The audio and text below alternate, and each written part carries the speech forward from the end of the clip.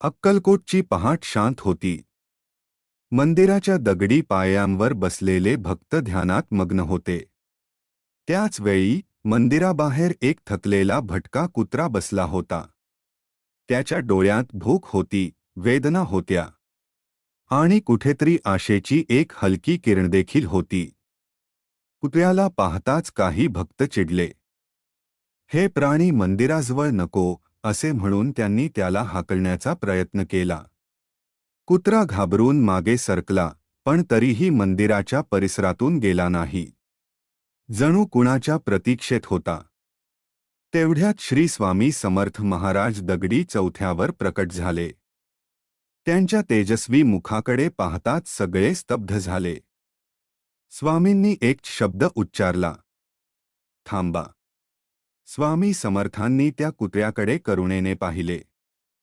मग भक्तांकडे वळून शांत स्वरात म्हणाले, हा कुत्रा नाही. हा सुद्धा माझाच अंश आहे. जेथे करुणा नाही, तेथे भक्ती कशी नांदेल? क्षणात वातावरण बदलले. भक्तांच्या डोळ्यात लाज आणि पश्चात्ताप दाटून आला. एका भक्ताने पुढे जाऊन कुत्र्याला अन्न दिले.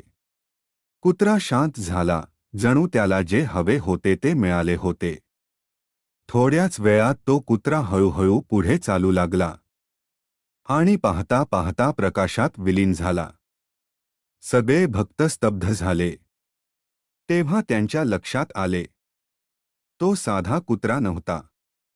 ती स्वामींची परीक्षा होती. शेवटी स्वामी समर्थ ध्यानस्थ झाले आणि म्हणाले, जो प्रत्येक जीवामध्ये मला पाहतो, तोच माझा खरा भक्त.